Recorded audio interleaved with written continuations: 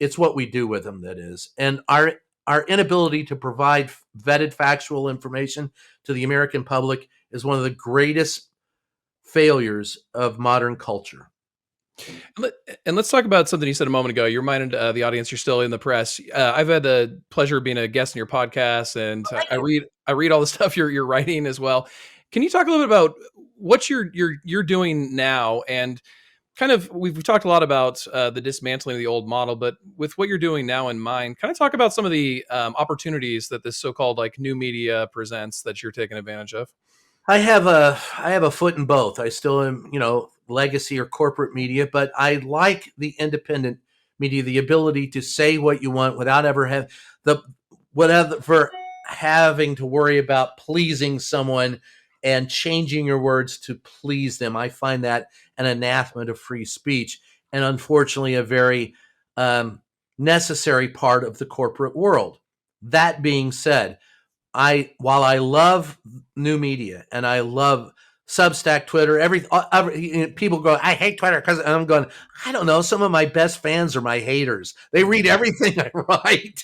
And they go, I read what you wrote and it sucks. Thank you for reading. What do you want me to say?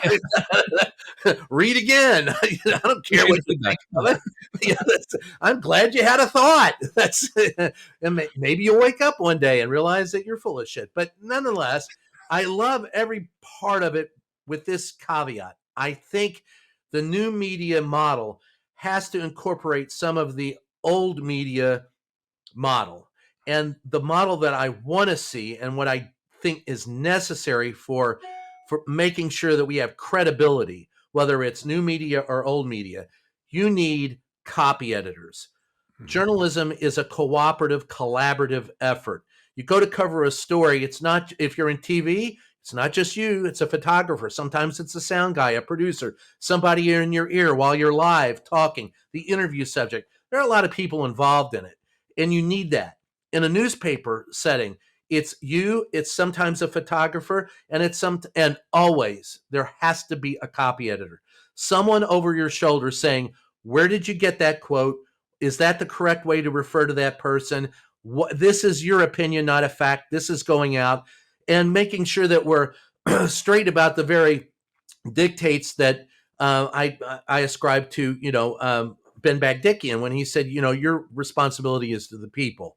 Now, we're going to be called whatever we're going to be called at the end of the day, hacks, fake media, whatever. But as long as you know in your heart you delivered vetted factual information and not just your opinion, then that's great. I've mentored a lot of young reporters. I've had them come up to me and go, I got a great story. This is what I think. And I go, I don't give a shit what you think. I barely care what I think. What do you know?